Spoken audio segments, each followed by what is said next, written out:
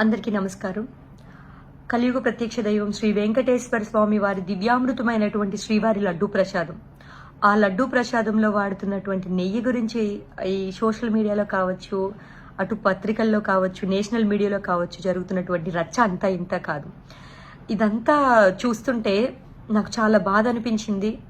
నాకు తెలిసిన వాస్తవాలని ఒక హిందువుగా ఈ దేశంలో ఉన్నటువంటి కొన్ని వందల కోట్ల మంది హిందువులకు తెలియపరచాలని ఒక ఉద్దేశంతో ఈ వీడియో చేయటం జరిగింది. ఎవరైతే స్వామివారి ప్రసాదాన్ని స్వీకరించబోతున్నారో వారందరూ కూడా భక్తి శ్రద్ధలతో సంతోషంగా స్వామివారి ప్రసాదాన్ని స్వీకరించవచ్చండి. దానిలో ఎటువంటి జంతుపరమైనటువంటి కొవ్వు కానీ, ఎటువంటి వెజిటబుల్ ఆయిల్స్ కానీ అందులో కలపలేదు, కలపరు కూడా. ఎందుకు నేను ఈ విషయాన్ని ఇంత గట్టిగా చెప్తున్నాను అని అంటే, ఈ ప్రసాదం తయారీ వంటశాల ఏదైతే ఉందో దానిని మనం పోటు అని అంటే అది అందరికీ తెలిసిన విషయమే. దానిని కొన్ని ప్రత్యేకమైన కుటుంబాలకు సంబంధించినటువంటి పూజారుల చేత స్వామివారి ప్రత్యేకమైన నైవేద్యాలు, స్వామివారి ప్రత్యేకమైన ప్రసాదాలని ఈ లడ్డు ప్రసాదాలని తయారు చేయిస్తారు. ఈ వంటశాలకు వచ్చేటువంటి ముడి సరుకులు, ఈ ప్రసాదం తయారీ కోసం కానీ, నైవేద్యం తయారీ కోసం కానీ వచ్చేటువంటి ముడి సరుకులు ఏవైతే ఉన్నాయో వాటన్నిటినీ కూడా ఇనీషియల్ గానే తిరుమల తిరుపతి దేవస్థానం వారి పరిధిలోనే కొన్ని పరీక్షలు నిర్వహింపబడతాయి. ఆ ముడి సరుకులన్నిటికీ అవి ఏవైనా కూడా, జీడిపప్పు అయినా, కందిపప్పు అయినా, లేదు అని అంటే నెయ్యి అయినా, పాలైనా, పంచదార అయినా, బెల్లమైనా, ఏవైనా కూడా ఆ యొక్క పరీక్షల్లో వాటి యొక్క నిష్పత్తి, ప్రసాదానికి తయారీకి కావాల్సినటువంటి ప్రమాణాలు అన్నీ కూడా, విలువలు అన్నీ కూడా అందులో ఉన్నాయా లేవా అని చూసి ఉన్న వాటిని మాత్రమే ప్రసాదీ తయారీ కేంద్రమైనటువంటి పోటుకు పంపిస్తారు.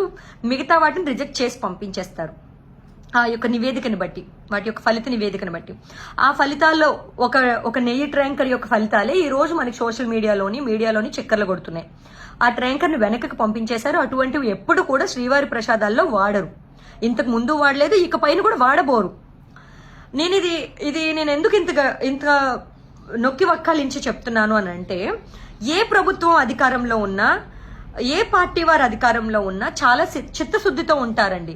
ఎందుకు చెప్తున్నాను అని అంటే, గత ప్రభుత్వం జగన్మోహన్ రెడ్డి గారి అధికారంలో ఉన్నప్పుడు కూడా ఈ ముడి సరుకులకు సంబంధించినవంటి, అది నందిని గీ అవ్వచ్చు, లేదు అని అంటే దుర్గా గీ కావచ్చు, విజయ గీ కావచ్చు, లేదా టిటిడి గీ కావచ్చు, లేదా జీడిపప్పులు, వేరే కంపెనీ జీడిపప్పులు కావచ్చు, పంచదార, బెల్లం, ఏవైనా కూడా ఇలా 46 రిజెక్షన్స్ జరిగాయండి.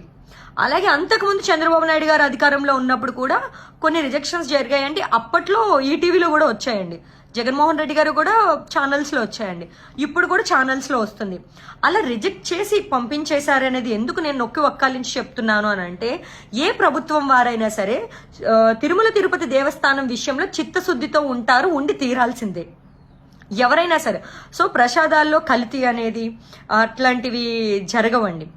అయితే ఇక్కడ నేను ఈ వీడియో ద్వారా వేడుకునేది ఇంకొకటి ఏంటంటే, తిరుమల తిరుపతి దేవస్థానంలో కొన్ని వేల మంది, లక్షల మంది చెప్పొచ్చేమో, ప్రత్యక్షంగాను పరోక్షంగాను ఉపాధి పొందుతున్నారు.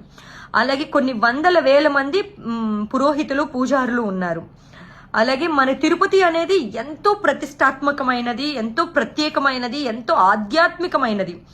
దేశంలో ఉన్న హిందువులు తన జీవిత కాలంలో ఒక్కసారైనా స్వామివారి దర్శనం చేసుకోవాలని అనుకుంటారు.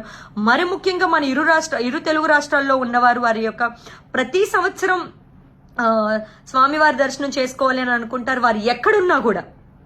అదేవిధంగా సంతానం కలిగితే వారికి మొదటి తలనీలాలు శ్రీవారికే ఇస్తారు.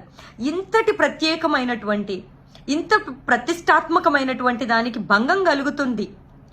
దీనిని ఏదైతే జరుగుతుందో ఇదంతటికీ కూడా తెరపడే విధంగా ఒక సరైన ఎంక్వైరీ వేసి దానిని త్వరితగతిన దానికి తెరదింపే విధంగా మీ యొక్క చర్యలు ఉంటాయని కోరుకుంటున్నానండి. ఈ రాష్ట్ర ముఖ్యమంత్రి వర్యులైనటువంటి శ్రీ నారా చంద్రబాబు నాయుడు గారిని, అదేవిధంగా ఉప ముఖ్యమంత్రులైనటువంటి పవన్ కళ్యాణ్ గారిని అతి త్వరలోనే ఈ యొక్క దీనికి ఇన్సిడెంట్కి త్వరగా శుభం కార్డ్ పడుతుందని మిమ్మల్ని వేడుకుంటున్నాను, కోరుకుంటున్నాను.